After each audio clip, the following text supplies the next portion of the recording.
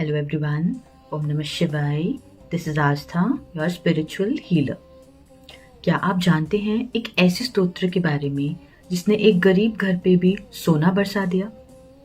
जब आदि शंकराचार्य भिक्षा मांगने गए एक बहुत ही गरीब स्त्री के घर पे, एक्सट्रीम पॉवर्टी में जी रही थी वो, कुछ भी नहीं था उनके पास, ना रोटी ना चावल, और बहुत ढूंढने के बाद उनको मिला सिर्फ एक आंवला। और सोचिए, उस स्त्री ने वो आंवला भी आदि शंकराचार्य को दान कर दिया। ना कोई कैलकुलेशन, ना कोई फियर, सिर्फ एक ही भाव कि मुझे देना है, और वही भाव सीधा भगवान तक पहुंच गया। इतना सेल्फलेस दान देखकर आदि शंकराचार्य का दिल पिघल गया। उन्होंने फौरन माँ लक्ष्मी को याद करके कनकधारा स्तोत्रम कंपोज करा।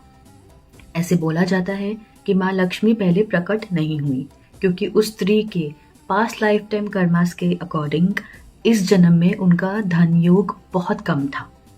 लेकिन आदि शंकराचार्य ने माँ लक्ष्मी को रिक्वेस्ट करा कि माँ, इनके कर्म कम होंगे, लेकिन आप इनका दान, इनका पवित्र भाव तो देखिए।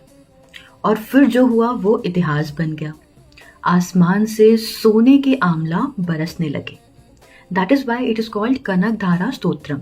कनक मीन्स गोल्ड, धारा मीन्स रेनफॉल, दैट इज सोने की वर्षा.